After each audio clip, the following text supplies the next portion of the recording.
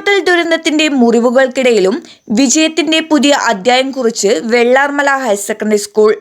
പരിമിതമായ സൗകര്യങ്ങളുടെയും പലതരത്തിലുള്ള കടുത്ത മാനസിക സമ്മർദ്ദങ്ങളെയും മറികടന്നാണ് ഇത്തവണ SSLC പരീക്ഷ ഫലം പുറത്തു വന്നപ്പോൾ 100 മേനി വിജയം സ്വന്തമാക്കി വെള്ളാർമല സ്കൂൾ വീണ്ടും മറ്റൊരു പൊൻതൂവൽ കൂടി കരസ്ഥമാക്കിയിരിക്കുന്നത്.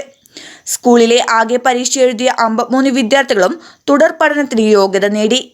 ഇതൊരു ടീം വർക്കിൻ്റെ മഹാവിജയമാണ്. നമ്മുടെ കുഞ്ഞുങ്ങളെല്ലാവരും വിജയിച്ചു.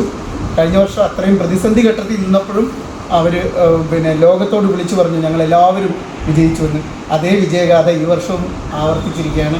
പല മക്കളും ഇപ്പോഴും വാടക വീട്ടിലും അങ്ങനെയുള്ള സാഹചര്യത്തിലാണ്. അപ്പോൾ അത്രയും പ്രതിസന്ധി ഘട്ടത്തിൽ നിന്നുകൊണ്ട് വിജയം വരിച്ച ഞങ്ങളുടെ പൊന്നു മക്കൾക്ക് എല്ലാവർക്കും എന്താ പറയുക, എല്ലാവിധ നന്മയും നേരുകയാണ്. ഇത് ലോകത്തിൻ്റെ നന്മയുടെ വിജയമായിട്ട് ഞങ്ങൾ ആഘോഷിക്കുകയാണ്. വളരെ ആരവത്തോടെയാണ് സ്കൂളിലെ അധ്യാപകർ വിജയത്തെ വരവേറ്റത്.